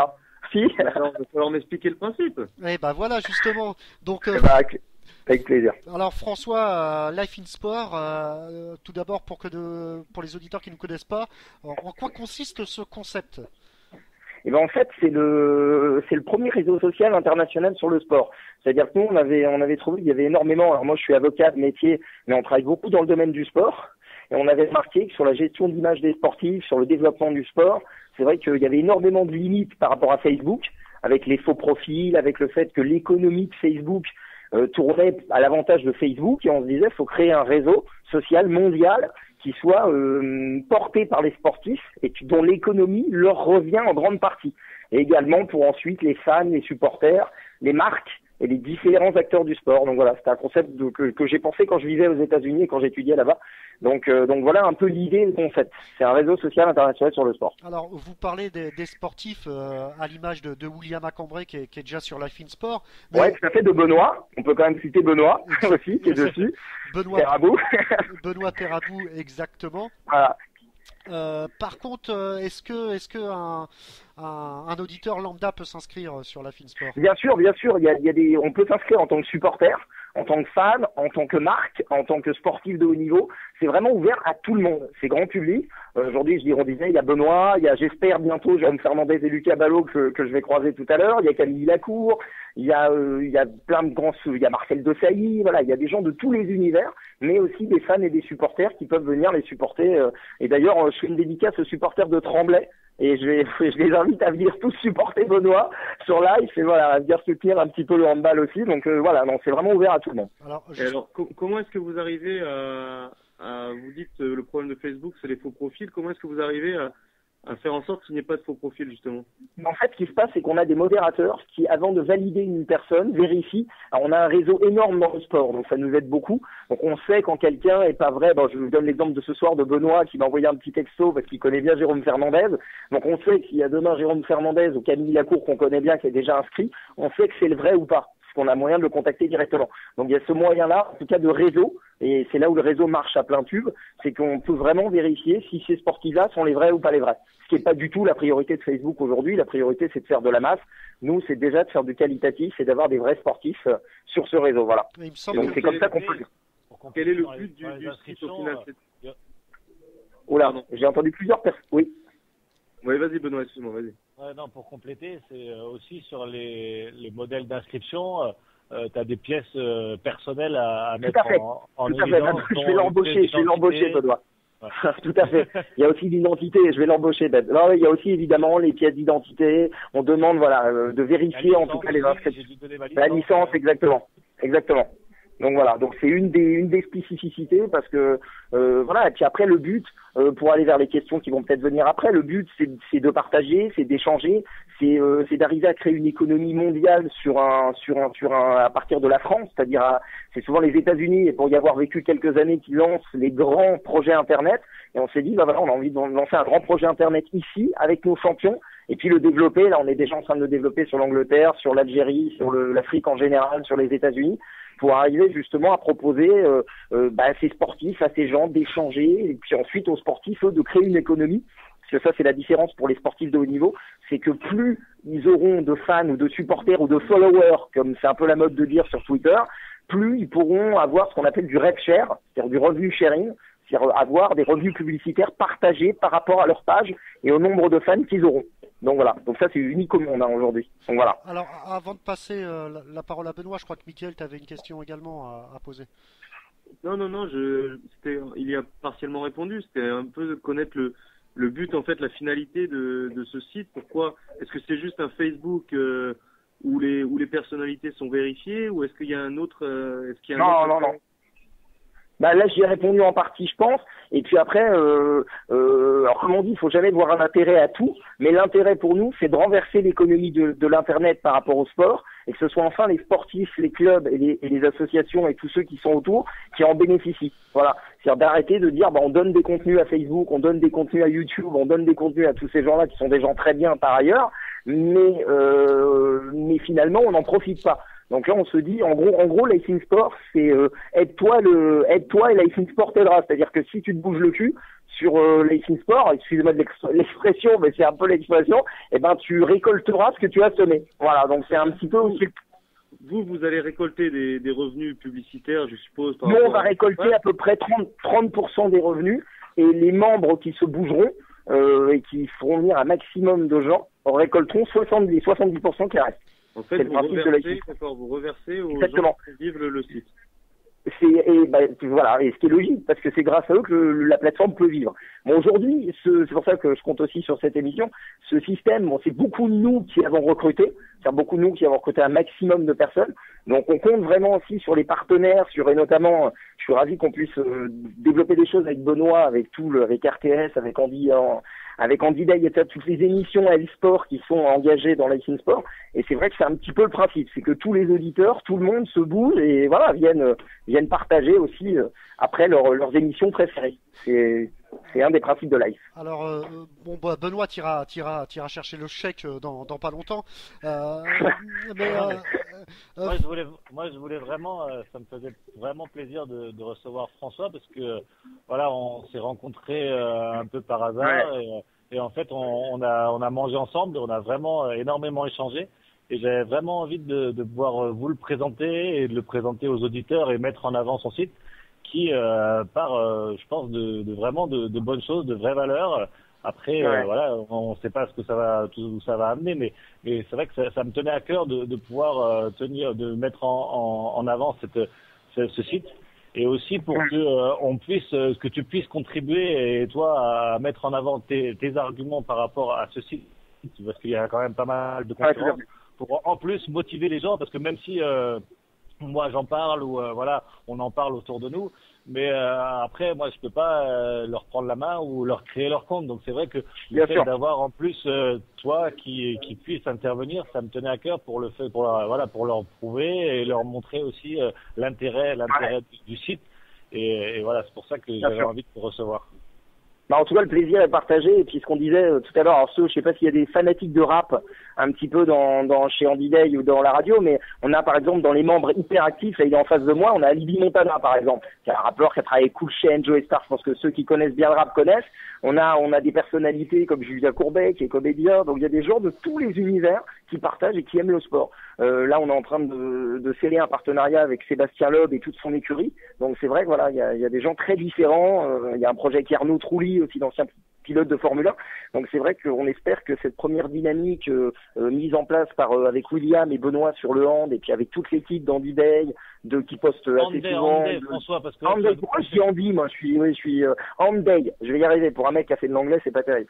Andy et l'équipe de L-Sport, et puis toute l'équipe d'RTF, on espère justement créer cette dynamique avec Benoît, et je pense qu'on en a l'envie et l'énergie. Et voilà, je pense qu'il y a aujourd'hui, il y a beaucoup de projets en route, et en tout cas on associe tous ces gens-là à ce projet. C'est pas un projet d'un individu, c'est un projet, voilà, comme disait Benoît, c'est des rencontres, voilà, c'est différent. Là, on était dans le jury de Sport Sora justement aujourd'hui, ce soir, et voilà, je pense que c'est important d'élargir toute cette communauté, que elle serve au plus grand nombre, et qu'on arrête de faire du sport juste pour se servir soi-même. Voilà, il faut partager. C'est un petit peu Juste une question par rapport à ça. Par contre, tu vois, vous avez des connexions et un réseau énorme.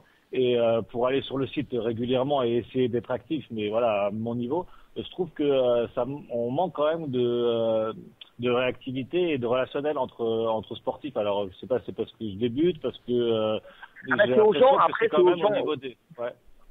Ouais, après, c'est vrai que c'est aux gens entre eux. C'est-à-dire qu'après, nous, on les laisse quand même vivre. Il y a beaucoup de sportifs qui se sont mis en lien les uns les autres. Mais par exemple, quand il y a eu deux footeux, il y a deux footeux comme Marcel Desailly ou d'autres qui ont amené 150 autres footeux. Donc il y a eu une connexion qui s'est faite dans ce milieu-là. Pareil, dans le milieu des artistes, c'est en train de se faire. Dans le milieu du handball, il faut que ça se fasse. C'est vrai que quand je vois, justement, c'est marrant parce que je parlais avec Alibi Montana, il connaît bien Lucas Ballot.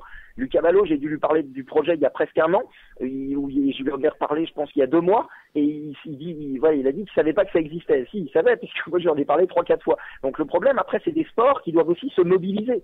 C'est-à-dire, et après, aller chercher des amis sur live, il y en a qui te chappent tous les soirs. Après, c'est vrai que chacun fait sa vie, on va pas contrôler ce qu'ils font. Mais comme sur Facebook, c'est le seul lien commun. En effet, plus on se bouge, plus on chatte avec les gens, plus on fait venir du monde, mais plus on va avoir aussi cette émulation dans chaque sport. C'est vrai qu'aujourd'hui, le handball, il y a pas trop ça pour l'instant, malheureusement, parce qu'il y a aucune équipe d'inscrits.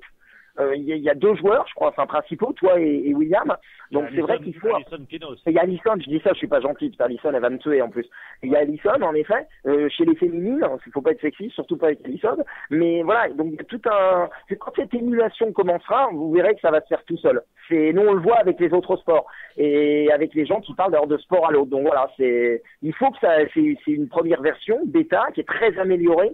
Il y a eu plusieurs millions de pages vues, mais voilà, il faut que ça prenne et on est dans le bon wagon, mais c'est jamais gagné. Voilà. Alors, j'ai l'impression que c'est une secte. À chaque fois que j'ai des commentaires sur mon profil, c'est faut que tous les handballeurs viennent sur live. Peut-être, c'est même pas une secte. C'est je pense que les gens, les gens sont énormément dans l'échange. Donc c'est vrai que quand ils voient des handballeurs, ils se disent tiens, ce serait sympa, il y en a encore.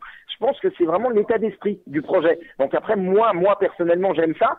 Parce que c'est justement ce truc de dire, tiens, t'as tes copains, voilà, on prend l'exemple de William Macambray qui est en équipe de France, qui fait des photos de l'équipe de France en backstage. C'est vrai qu'on serait aux États-Unis, on en a beaucoup parlé avec Benoît, il y aurait déjà tous les gars de l'équipe qui lui auraient dit, mais attends, c'est quoi ce truc-là? Tu peux pas m'inscrire, je peux pas m'inscrire. Voilà. Il n'y a pas cette émulation en France, et Benoît, tu le sais, c'est très compliqué en France. Moi, je le vois sur l'Algérie ou l'Angleterre, on est en train de monter des projets, c'est énorme. Il y a déjà un engouement. On a déjà plein de rendez-vous là-bas. Ici, c'est plus compliqué en France. On est toujours un peu la dernière roue du carrosse. Donc, et vous savez ce que c'est parce que chez RTS, vous faites aussi beaucoup pour exister. Et c'est vrai que nous, on a la chance d'être soutenus par des grands groupes comme Price Minister et d'autres. Mais c'est vrai que c'est jamais gagné. C'est jamais gagné. Voilà. On attend nous aussi Price Minister comme ça pour prendre une ampleur internationale. Eh ben, de toute façon, on est là pour faire pour faire des choses ensemble et pour avancer. Et on en a la volonté. Donc voilà, ce sera en tout cas avec plaisir. Alors, merci François, on va pas te retenir plus longtemps, on a encore pas mal de choses à voir. Donc, on te remercie vraiment et puis on incite tous les auditeurs et tous ceux qui vont réécouter le podcast à venir faire un tour sur le site et à s'inscrire. Et vive le handball. Voilà. Merci à vous les gars, merci à vous. Merci François. Ciao. Merci les gars. Voilà, c'était François Mottier, le fondateur de Life in Sport. Vous avez retrouvé le lien sur Facebook.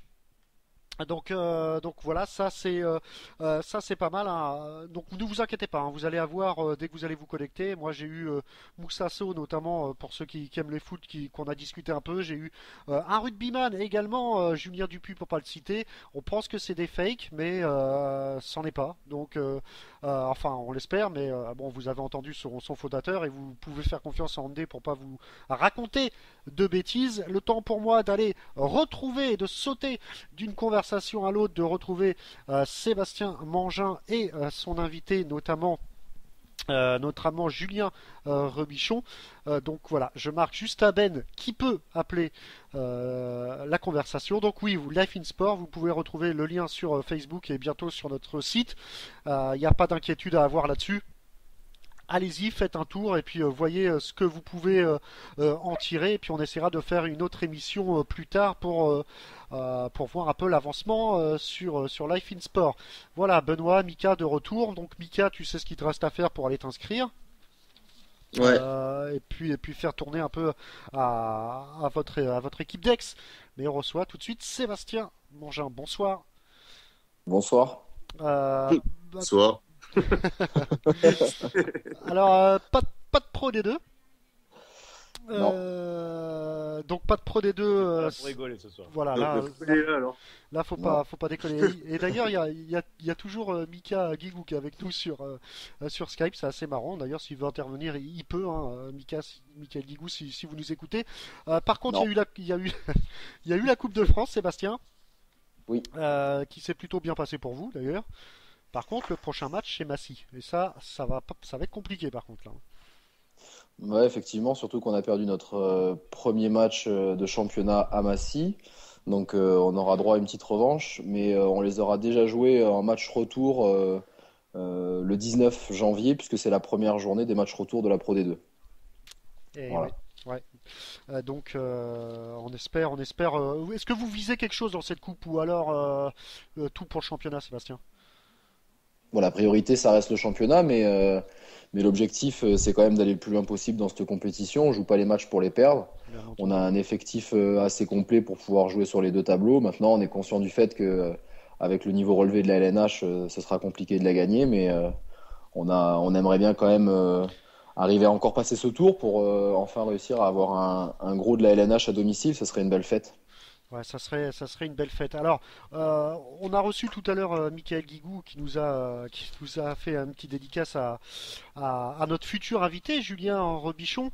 Sébastien, le temps qu'il arrive, vous pouvez peut-être nous donner, si vous l'avez, hein, le set majeur de la LNH. Alors, le set majeur de la LNH de cette semaine. Donc, la journée a été étalée sur plusieurs jours, comme d'habitude.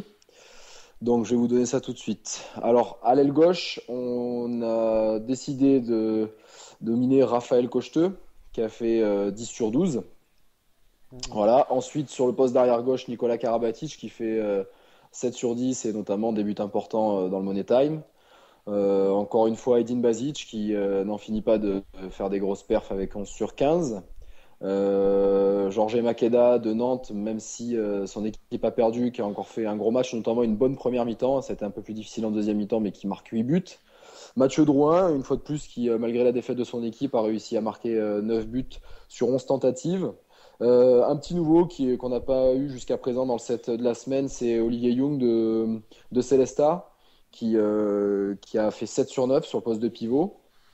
Et enfin, dans la cage, Arnaud Tabaran, qui fait 17 arrêts. Donc, il était en concurrence avec Ivezic, mais Arnaud Tabaran a quand même fait une grosse partie et notamment permis à Créteil de s'imposer. Voilà. Voilà, encore une dream team que tous les entraîneurs de la LNH voudraient avoir. Pour reparler, en attendant Julien Robichon, pour parler un peu de cette 11e journée de Pro D2, il y a quelques matchs intéressants, notamment Chartres, vous recevez Vernon. C'est pareil, vous pouvez creuser l'écart où Vernon peut repasser devant vous, donc ça va être un match compliqué, hein. Bah ouais, effectivement, c'est un match pour la 3e place, donc ça va être compliqué. Ils ont perdu en fait contre Nîmes chez eux il y a 15 jours. Ils ont gagné leur match de Coupe de France dernièrement, donc ils se sont remotivés. Ça va être un match compliqué, un match pour le haut du tableau, mais on est prêt. Je pense qu'eux aussi ils viennent pour faire un résultat chez nous, donc ça va être un match physique. Allez, c'est parti. On a Julien Robichon avec nous. Bonsoir Julien. Bonsoir. Alors, merci d'avoir accepté l'invitation, Julien, tout d'abord. Vous avez été élu meilleur joueur du mois d'octobre. Est-ce que, tout d'abord, félicitations. Est-ce que vous portez de l'importance à ce titre comme ça individuel? Ouais, ça a de l'importance, mais bon, cette année, la priorité, c'est quand même le championnat et de remonter directement à LNH. Ça fait toujours plaisir comme j'ai dit dans une interview sur Anne Planète, de recevoir un titre individuel, mais je préfère quand même remonter à LNH directement avec l'équipe que recevoir des titres individuels comme ça. Alors c'est vrai qu'un titre individuel qui vous fait plaisir, surtout après le cauchemar de la saison dernière, Nîmes qui est descendu en Pro D2. Est-ce que ça y est, c'est digéré cet échec? On a digéré, oui, on a digéré l'échec parce qu'on a fait quand même un bon début de saison cette année. On est vaincu à domicile, il va falloir le rester pour remonter directement.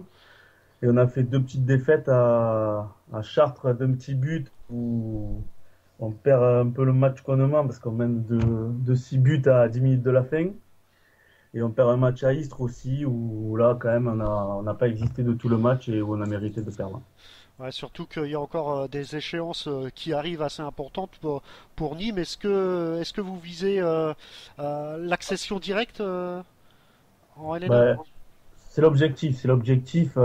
Ça serait une contre-performance de ne pas remonter directement et de passer par les playoffs parce qu'après les playoffs ça va être un peu pile ou face. Il va y avoir des grosses équipes, ça va être tendu. Donc si on peut remonter directement avec cette première place, ça serait bien.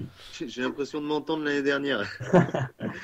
Mais finalement, c'est vrai que la première place, ça permet d'être serein.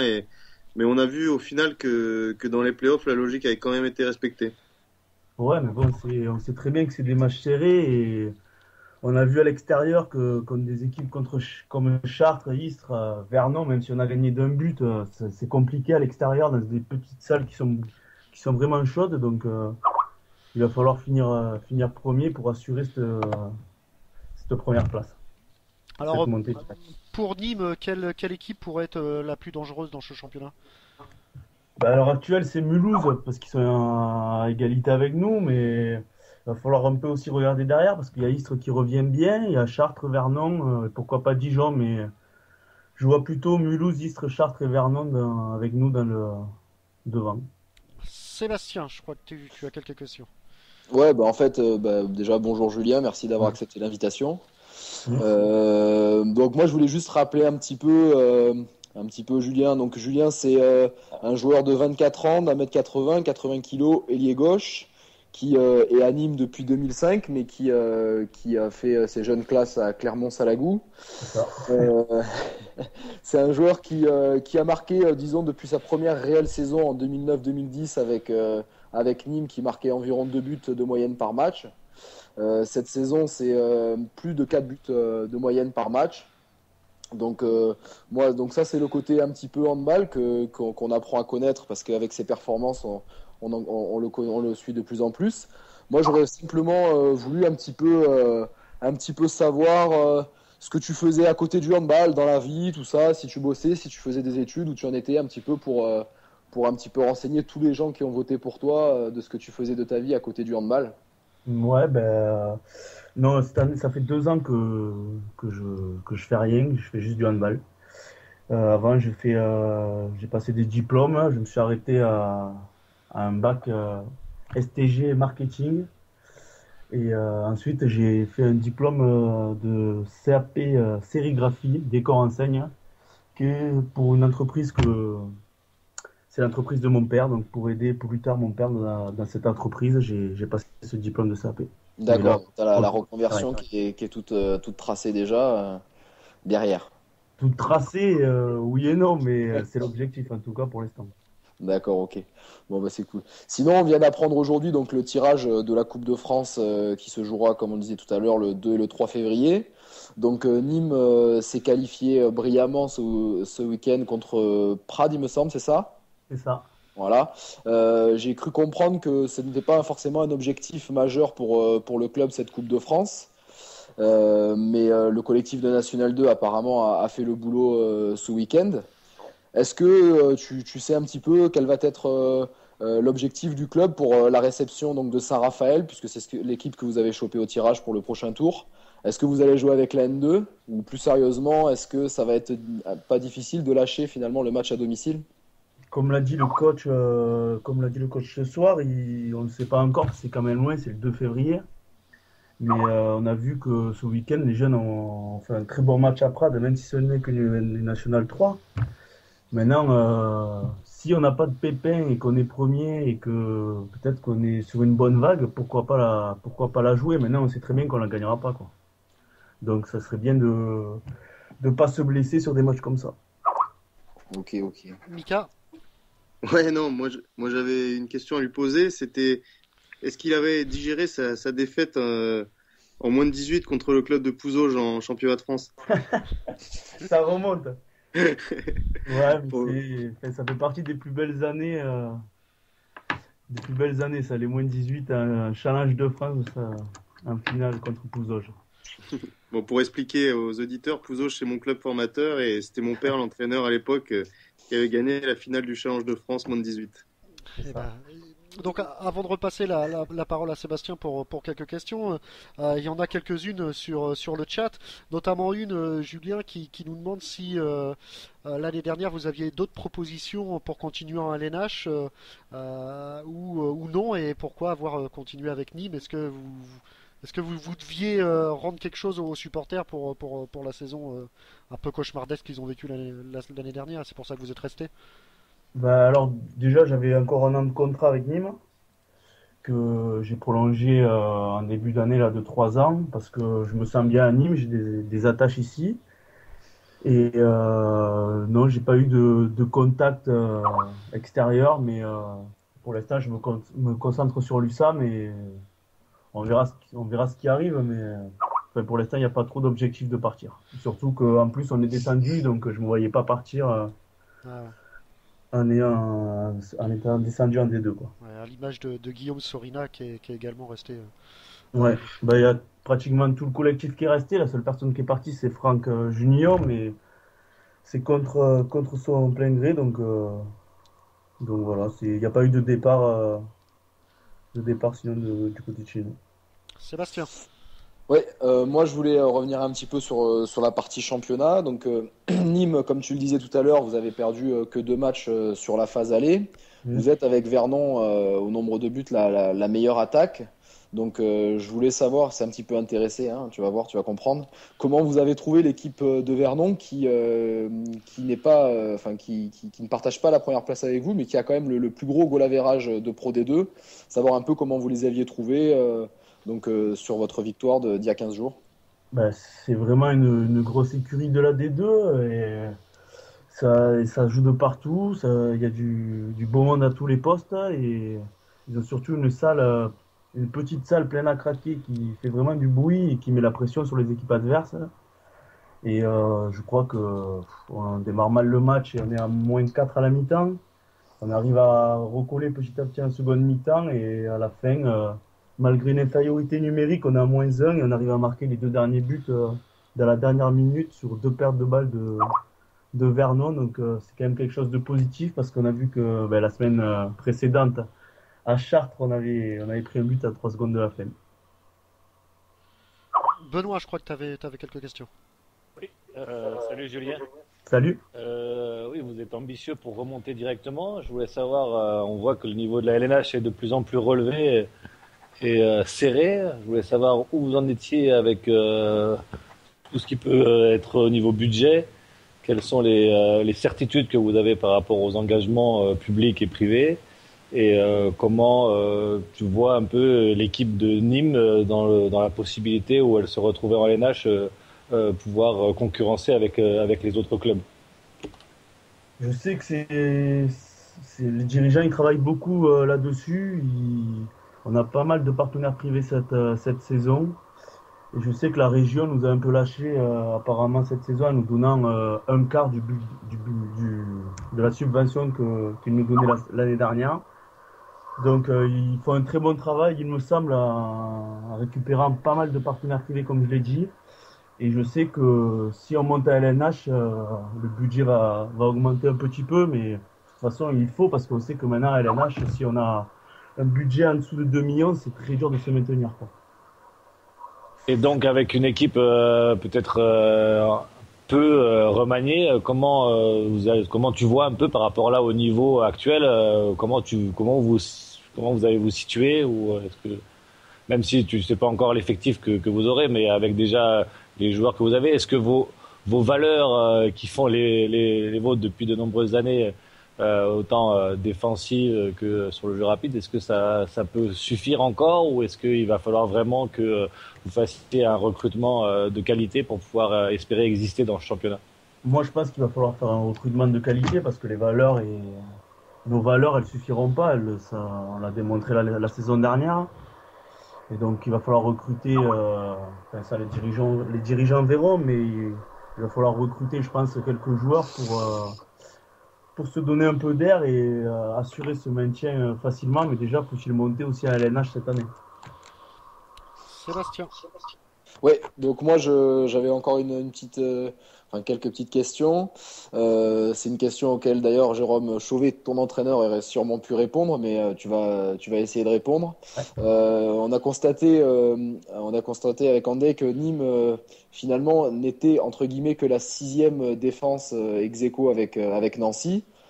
Donc est-ce que vous travaillez entre guillemets que l'attaque et comme le disait Benoît, le jeu rapide, ou est-ce que tu l'expliques par le fait que vous ayez notamment affronté entre guillemets les gros beaucoup à l'extérieur sur cette phase aller, ou ça fait partie de votre projet de jeu, vous êtes plus sur marquer plus de buts que l'adversaire plutôt que d'essayer d'en prendre le moins possible? Notre projet de jeu, même si ça se voit pas, c'est une grosse défense et le jeu rapide. C'est pas trop l'attaque placée, mais après, on sait très bien qu'on a des artilleurs de loin comme Guillaume Sorina qui a réussi cette année. Donc, ce qui nous permet à l'attaque placée de mettre des buts, mais on a fait un grand chantier aussi dans notre défense cette année, c'est de beaucoup jouer avec la 0-6, et c'est quelque chose qu'on connaissait pas trop cette année, surtout qu'on a arrêté un peu la homme à homme, à part dans les moments chauds dans certains matchs. On fait plutôt une 0-6 de zone et on est en train de travailler petit à petit cette défense. Et le dernier match, je crois qu'on a pris que 24 buts à Vernon, et c'est positif. Il va falloir rester dans ce genre de match-là pour espérer gagner plus facilement les matchs. D'accord. Sinon, moi, je voulais, parce qu'au début, on a parlé un petit peu de toi, mais je voulais savoir un petit peu ton parcours handballistique, si tu étais passé par un pôle, par un centre de formation, ce que tu avais fait au niveau handballistique. Ouais, j'ai commencé à l'âge de 4 ans et demi à Clermont-Lérault.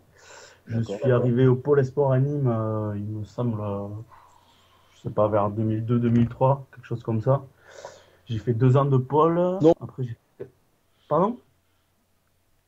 Non, il y a eu un petit bug. J'ai fait 2 ans de pôle et 4 années de centre de formation, et là, ça fait la 3e saison que je suis professionnel. D'accord. Et donc, pour revenir à ce titre de meilleur joueur du mois d'octobre, il y a à peu près 2300 personnes qui ont voté pour toi. Donc, est-ce que tu aurais quelque chose à leur dire, un petit message à faire passer, des remerciements? Enfin, c'est le moment si... Ouais, je remercie toutes les personnes qui m'ont soutenu et qui ont voté pour moi. Après, je sais qu'il y a eu un gros travail du côté de Clermont-Lérault et de Nîmes pour arriver à 2300 votes. Apparemment, il y aurait un auditeur anonyme qui finalement aurait signé... Donc Thomas Trésorière, il me semble, qui demande si tu comptes t'investir un petit peu plus en muscu. Ah, c'est un peu mon point faible, la musculation, mais on a un joueur, si vous allez sur le Facebook du club, qui soulève 140 kilos et qui s'appelle Benjamin Gallego, qui est une machine à musculation. Donc c'est plutôt lui le rôle de la muscu, c'est pas moi. Il prend ta part en fait. Voilà, c'est ça, je lui donne ma part. Ça marche. Sinon, est-ce que tu aurais un petit mot à nous dire sur votre prochain match à domicile, contre Besançon? Comment vous le préparez? Est-ce que vous êtes en bonne forme? Si vous avez des blessés, si l'ambiance est bonne, si tout va bien? Ouais, l'ambiance est très bonne. On a un petit pépin, c'est Damien Skachanovic qui s'est fait une déchirure de 3 cm sur 3 cm et qui sera absent jusqu'en janvier. Mais après, on est quasiment au complet, à part Malik Boubayou et Steve Massard qui sont out depuis le début de la saison. Mais sinon, on est en forme. Les organismes se sont bien reposés parce qu'il y a eu quasiment l'intégralité de l'équipe mise au repos ce week-end. Donc, le match, on l'aborde avec beaucoup de sérieux parce qu'on sait qu'en Pro D2, tout le monde peut gagner contre tout le monde, donc ça va être un match très compliqué contre Besançon, même si Besançon est mal classé. On va faire tout pour gagner ce match. Eh ben écoutez, je pense qu'on a été complet. Je pense que Sébastien va terminer l'émission. Voilà, on vous l'annonce, Sébastien sera animateur lundi à partir de 20h dans D, c'était parfait. Tu peux prendre tes affaires et c'est terminé. Bon, je ferme la lumière. Hein. Merci, Sébastien, c'était vraiment complet, c'était super intéressant. Merci Julien d'avoir été avec nous. On vous souhaite une excellente saison avec Nîmes, en espérant que vous remontiez assez rapidement. Il y a pas mal de fans sur le chat de votre équipe, et puis à titre personnel, pourquoi pas encore une autre distinction personnelle, et puis être dans ce fameux set de la Pro D2 que Sébastien et la JPH nous font vivre toutes les semaines. Merci Julien. Merci à vous. Merci, ciao. Ciao. Merci. Alors, c'était Julien Robichon avec nous. Alors, un petit rappel, forcément, de la Coupe de France, même si on l'a fait assez rapidement, Sébastien, mais ton analyse est toujours importante. Non, simplement pour dire que 4 clubs de Pro D2 ont été sortis. Donc, Istres contre Monaco, Potocombo contre Saran, Besançon contre Longueville au tir au but, et Gien, Semur contre Gien. Voilà, que donc il ne reste à l'heure actuelle que Chartres qui va affronter Massy, donc un duel Pro D2. Gonfreville qui affrontera Cesson, donc les Pro D2 reçoivent. Vernon contre Nantes, Mulhouse qui ira à Saint-Ouen, parce que Saint-Ouen c'est une N1. Nancy qui recevra Célestat, Angers qui va avoir la chance de recevoir Paris, Dijon recevra Ivry, Valence, Montpellier et Nîmes, comme on le disait tout à l'heure, Saint-Raphaël. Voilà, ça sera pour la journée du 2-3 février, donc ça sera après la trêve. Voilà, quelques beaux matchs en perspective. Écoutez, on se retrouve nous la semaine prochaine. J'aurais juste aimé dire qu'aujourd'hui, le 26 novembre, il y avait l'élection qui se passe du côté d'Ivry pour le comité directeur. Donc on avait reçu Marc-Olivier Albertini avec nous la semaine dernière. Donc voilà, on y pense et les résultats devraient tomber normalement sur les coups de 22 heures. Hein, parce que voilà. Donc on va essayer de vous les donner dès qu'on les a. Alors autrement ça sera demain pour savoir si Madame Barbuse reste au poste ou Marc-Olivier Albertini prend le pouvoir du côté d'Ivry. C'est important pour l'avenir de ce club. Benoît, c'est vrai que c'est un tournant peut-être pour Ivry quand même. Ouais, c'est un club qui a une grosse histoire, qui est le club le plus ancien, je crois, de première division. Et voilà, avec un staff très ambitieux de la part de Marc-Olivier Albertini, qui veut qui veut amener un certain nombre de choses pour faire évoluer ce club dans le bon sens, qui à ses yeux est en train de mourir. Donc soit cette nouvelle direction ou l'ancienne direction qui a quand même pris note certainement des revendications des autres et qui aura aussi à cœur à présenter un nouveau projet tout aussi ambitieux pour pouvoir aider ce club à continuer de grandir. Alors Sébastien, t'as un petit avis là-dessus sur ce qui se passe, ce qui est en train de se passer à l'heure qu'on parle du côté d'Ivry? Votez Marco Albertini. Bon voilà, ça c'est dit, c'est fait. c'est la secte de la JPH. Voilà. Exactement. Voilà. L'ancien président de la JPH, donc. La secte joueur, je pense tout court. Non, mais c'est sûr. Je pense que c'est bien que des anciens joueurs viennent un petit peu aux affaires et surtout la direction d'un club. Je trouve que c'est assez rare pour le signaler. En plus, du coup, j'ai côtoyé Marco. En tant que joueur, ouais, si, c'est possible, et aussi au sein de la JPH, donc je sais que c'est quelqu'un de bien intentionné et plein de bon sens, donc je pense qu'il saura se mettre au service de son club de toujours pour, comme le disait Ben, le faire grandir dans les meilleures conditions et dans de bonnes conditions pour les joueurs. Ouais, voilà, donc il m'avait confirmé sur Facebook que le résultat devrait être... les votes se dérouleraient probablement vers 22h et les résultats 1 heure après, donc du coup le 23h. Voilà.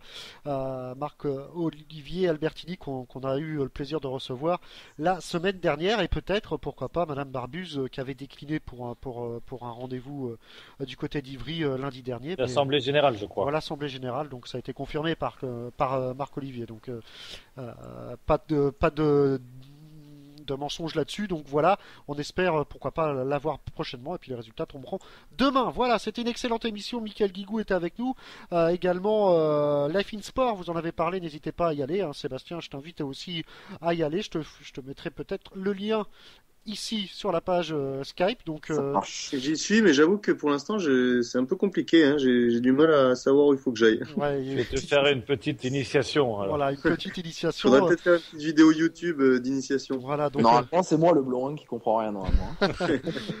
Allez, on va se quitter en remerciant tout d'abord Sébastien Mongin d'avoir été avec nous et puis d'avoir tout simplement pris ma place et me mettre dehors. Merci Sébastien, ravi.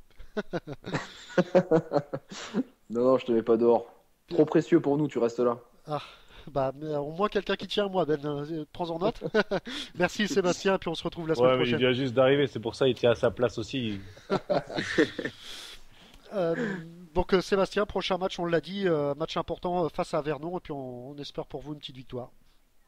Ouais, bah nous on l'espère aussi, puis surtout on va essayer de le réaliser. Donc ce vendredi à la Halle Cochet, les supporters de Chartres, venez nombreux, ce sera chaud. Il y aura d'ailleurs un groupe musical qui accompagnera notre match ce jour-là. Donc voilà, grosse ambiance à venir. Mika, je sais que tu es pressé par le temps, que tu as des invités, c'est pas soirée raclette, donc c'était hier. Mika, merci pour tout, et puis à la semaine prochaine.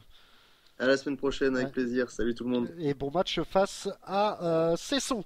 Benoît Créteil.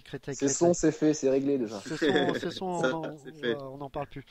Benoît Perabou, toujours présent et fidèle au poste. Merci Benoît d'avoir été avec nous. Et puis pareil, bonne chance pour ton match face à Dunkerque. Ça va être compliqué, mais croisons les doigts, Benoît. Merci, bonne soirée à tous. Et puis donc la semaine prochaine, on invitera un Tremblaisien, puisque vu qu'on n'arrive pas à gagner à l'extérieur, il faut inviter un joueur de Tremblay pour que on puisse enfin gagner à l'extérieur. Donc j'espère qu'on aura un Tremblaisien la semaine prochaine. Voilà, le Tremblaisien la semaine prochaine, c'est noté.